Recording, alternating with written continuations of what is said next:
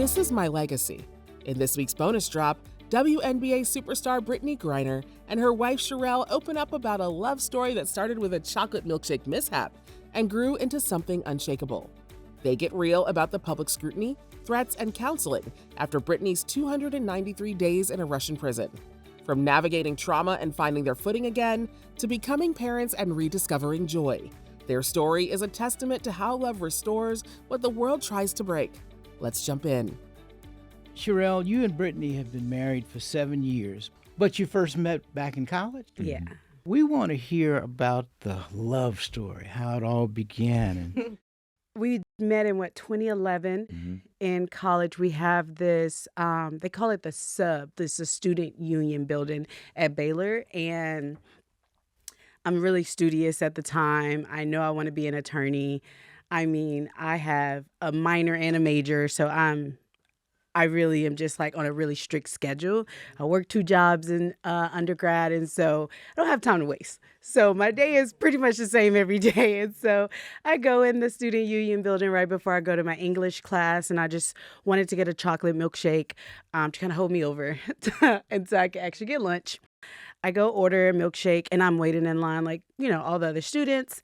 And Brittney walks in, and she does not go to a line at all. She walks in, and everybody's just like, hey, BG. And when I say everybody, I mean all of the workers, because BG's the type of person, she's going to walk in a room, and it doesn't matter who you are. She's going to say hi to you. And so everybody in there knew her, from the janitor to the people that work behind the registers to everybody that makes the food, the cooks, everyone. So she walks in, and it is like a party. Like, no one's talking to them, But BG walks in, and everybody's like, hey, they're coming out from the back. And I'm just standing there like, okay, keep working, guys. Like, I got to get to class. My milkshake. Yeah, I have to get to class. So I'm standing there, and I'm like, all right, like, let's speed this up. And out of nowhere, one of them walks from the back with a milkshake in hand. It is a chocolate milkshake because my eyes work and I'm watching my milkshake be made, right? And so they come out from the back, and they're just like, oh, BG, we got your shake for you. Someone comes out from Chick-fil-A, and they're like, BG, we got some nuggets for you. Like, and everybody's just coming out throwing her food. She's ordered nothing. So I'm like, this is wild. And so at that point, I was like, I don't have time to wait for another one. Like, this is unfair. Injustice, like, let me handle this. So, Oh my God. so I walk up to BG, who I've never met in my life. She's huge, tall. I'm really short. And so, like, I tap her on the back of her shoulder, and she turns around, looks down, and like, is like, huh? And I'm like, hey, I'm pretty sure they just gave you my milkshake. I'm like, and I have to get to class. I'm like, so, and she was just like, she could have been mean, but she was actually extremely nice. She was like, wait, this one? Oh, I'm so sorry. And she handed it to me. And I was like, oh my God, now I probably look like a little jerk down here, And so I was like, you should make a joke, lighten the mood. So I was just like, do you remember my name? And BG was like, yeah, of course. Yeah. Like, she's personal. So she's really trying to sell it that we've met. And so I was like, well, what is it? And she was like, you got me. I'm sorry. She was like, if you say it again, I won't forget it. And I was like, my name's Cherelle. I was like, we haven't met. I was like, but I just had to lighten this up a little bit because I was like, I don't want to look rude. I was like, but I did need that milkshake. And she was like, no, that's good. She was like, I will never forget your name now. She was like, that was real good. And I walked out, paid for my shake, and left. And after that, I never thought we'd, cross paths again. But like, she was hooked, guys. And so she started asking everybody who I was. All around campus. I'm asking everybody, like, who is Cherelle? Who is Cherelle? Who is this girl? Who is this? No one could tell me who she was, so I'm even more intrigued. Like, I'm like, wait, somebody at campus and no one knows who they are? Like, what? And she was that nice, that polite. I was like, oh, I got to find her. Yeah. And so that's how we met. But she, after asking everybody, no one knew. At that point, she's like, this little girl will definitely be back in this sub-union building, right? And so she sat outside the sub-union building around the same time. I kid you not, I could Every never day. go to that sub at that time and I not run love into this. BG. She was always there. Every day. And she would like yell my name. And I do not like attention, okay? Like, I am in and out type of girl. And BG would yell and be like, Cherelle, is that you? Hey, Cherelle, across campus. She wouldn't wait for me to come up and say hi. She would do it the minute she saw I'm me. yelling across the campus because she actually dressed like I was that athlete that kind of just wore athletic wear until the teacher said, hey, dress up. You know, you got a presentation. she dressed up every single day, like to the T. Business casual, looked amazing, like respectfully, like everything was just amazing. And so I would yell out, "You look really nice today. I love your scarf. I'm not gonna stop until you say hi." And she would be like, she'd give me like a quick little like, "Oh my God, like hi, stop." And I'd be like, "Okay." I was so one-track mind at No, that she was. time. Like, I was just like, I can't afford to be at Baylor. I'm on a scholarship here. I just got to do this. Which so was I even didn't more do attractive. anything, Like, you she know? was Like, I locked just in. wasn't into that type of stuff. And so I didn't know who she was. I just knew she was an athlete, and they have a stereotype, you know? And so I was just like, nah, like, you know, we're not the same. And so after maybe like 2 weeks, she realized our English class was beside each other. She started going to English class. Hey, now. Hey. Go to kids. Go to class, kids. Go to class. She started going to English class, but before she would go, she would always come inside my classroom next door and say, "Hi, Cherelle." And my professor would be like, "You know Brittney Griner." And I'm like, "No, I don't." And my professor's like, "You do know Brittney Griner." Like, and Brittney's at the door like, "Hi, Cherelle, hi." And I would say hi, and that would be it. Like, we finally were friends at that point because I was like, this has to stop. Do y'all have matching tattoos? We do. We do. I think we got like two We got tattoo these, types. we got we got these. the Oh, y'all more? crosses. Yeah, we And got the then this. crosses, we got the words. We got this one in Russia, actually. We did get this in Russia. So can you put that up and tell us about that one, if that's so cool? I lived in Russia for a year with BG right before law after I used to be a teacher, and so I knew I was going to law school, and I got accepted, and that's when BG was like, "We should date again, like please, I don't want to be a friend anymore." And I was like, "But I'm going to law school." She wanted to be out of the friend zone. Like, Yeah. you're like, I please, can't like, do not, friend not, zone. not. She was Nah, like, I nah. can't do friend anymore. And so I was like, well, you know what? They'll let me defer a year. And so I deferred law school for a year, actually. And I didn't do anything because BG was like, just don't work, don't do anything. You just got done teaching a real career. Like, take a year off and just come with me for the year. And so I lived in Russia with her, like, and just relaxed for the year before I actually started law school. And So yeah, what do we you got think? these. I mean, obviously, what do you think about Russia at that point, and what do you look back at and think I mean, now? to be very honest, like, life grows you up. It makes you see things in a different lens. Yes. And so if I just go back to the lens that I naively used to wear before BG was wrongfully detained, because I didn't know that was a world, in my mind, that only happens in movies, okay? Right. It was amazing. Like, and so we went over there. I love seeing different cultures. I love being immersed in them. They treated them better than they treated them in the U.S. as professional women athletes who play basketball. So it was, when I say, like, the treatment that NBA players get here, that's what WNBA players get there. And so it was actually like a up class to me, like from what we experience in the States when it comes to basketball. And so I loved it. I enjoyed my time there. And we had fun there. Like, I mean, Traveled the we had world. so much I mean, fun we play there. yearly, travel and everything. Yeah, but I didn't know about it's crazy to think this because I am an attorney, but I did know about their judicial system. It didn't matter to me. So I just didn't bother to realize that we were actually going into a really dangerous country.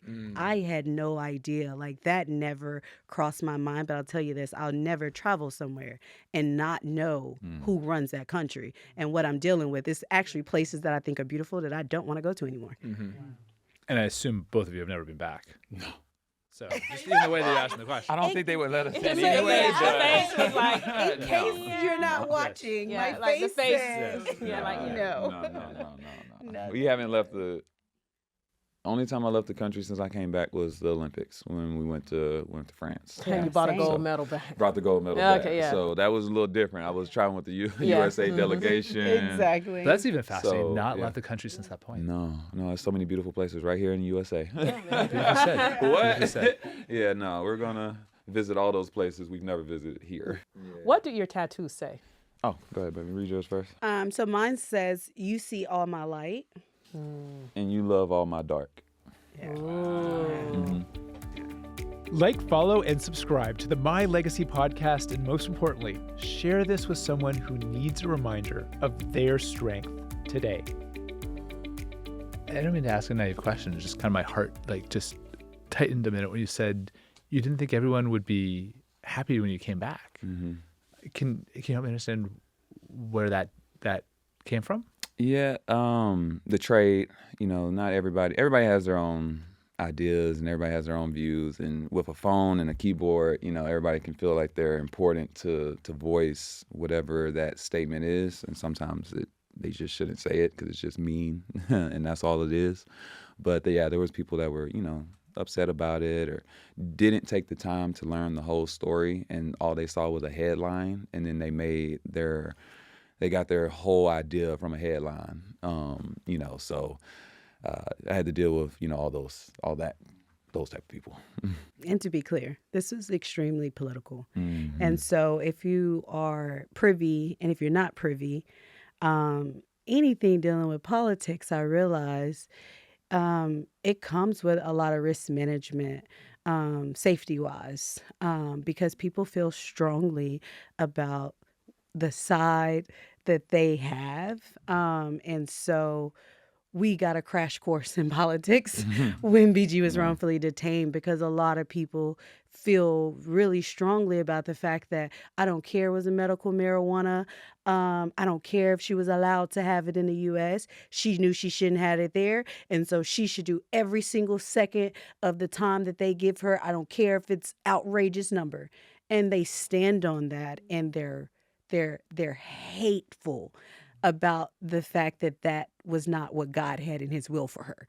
And so the risk management goes extremely high when you now have people who hate what God did for you.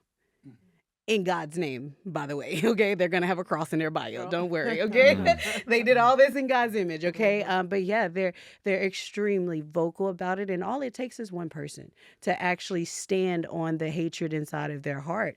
And we see it every day. Even if we don't, allow it to consume us, we still see it. And, it's a risk management factor now for us that we always have to consider, is the fact that people hate the fact that the will that God had for her says she will come home.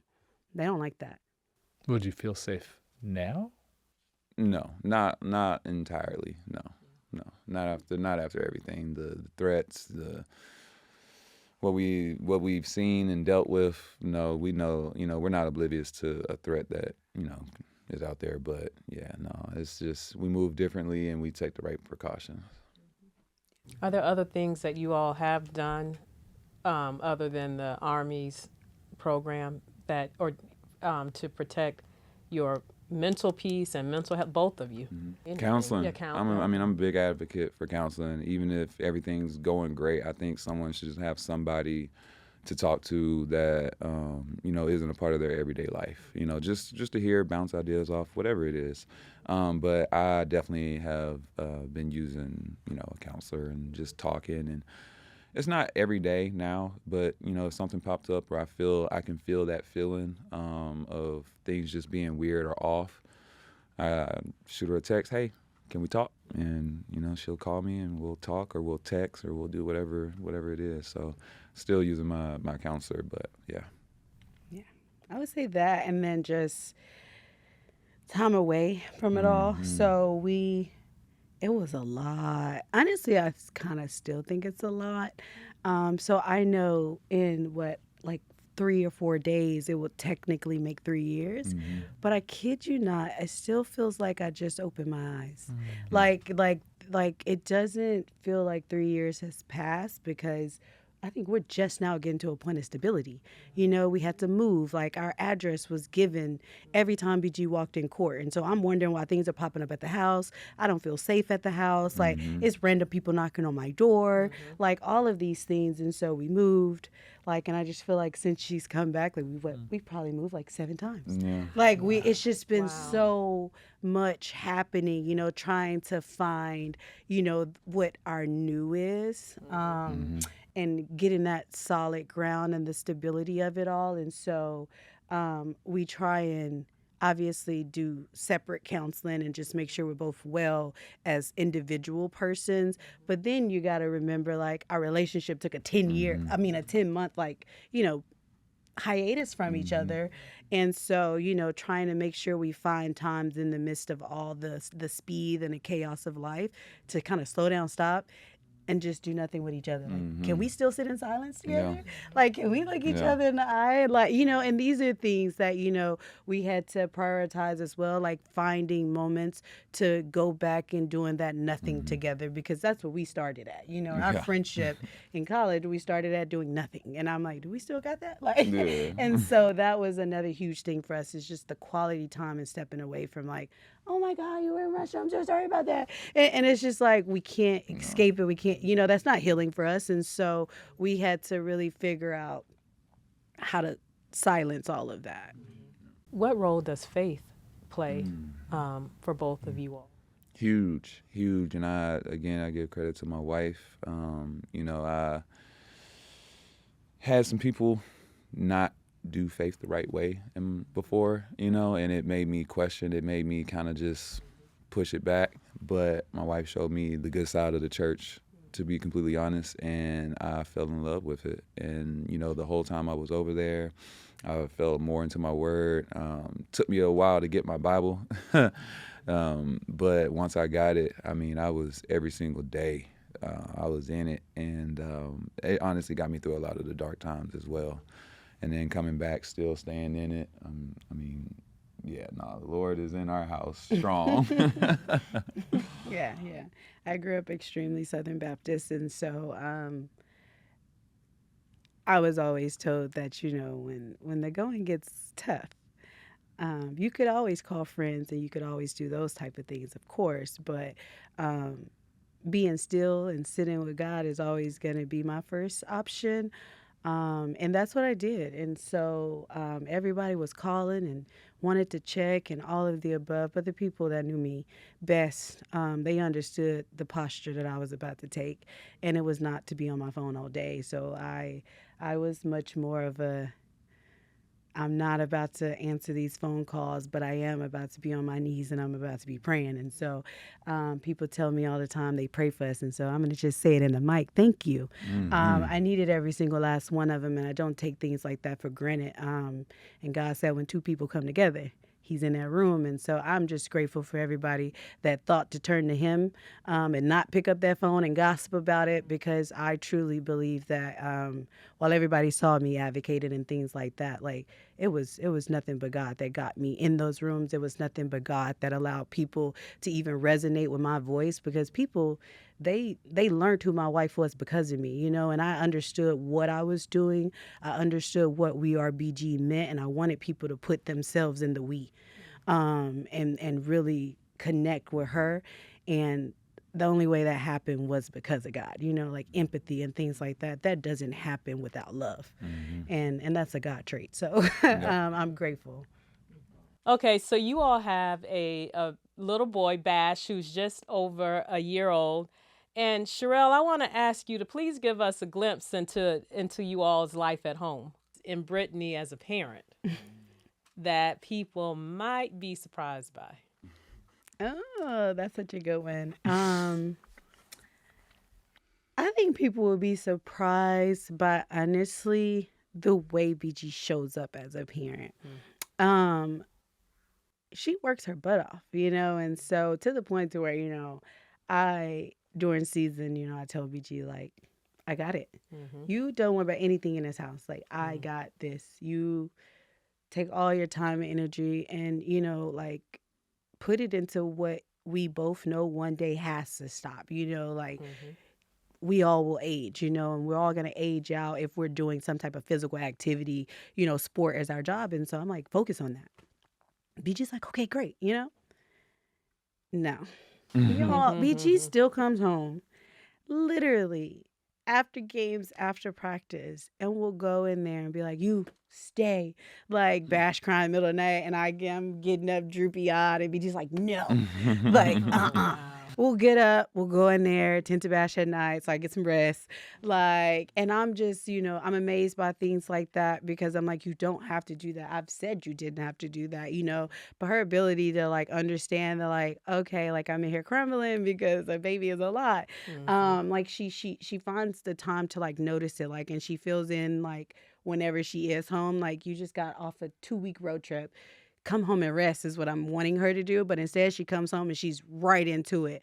And I'm just like, yeah, tired? Like, you don't want to sit down a second? And she's like, no. She's like, I missed him. I missed y'all. Like, and she just gets right into it, and Bash lights up. Like, he loves it. But yeah, like her ability to like go to work and then turn work off and come home and jump right into it. He has no idea who his parent is yet. Yeah. You know, he doesn't know. I know. So I'm like, you're tired. But no, he'll never know. Like, BG comes in and just gets after it. And I love that.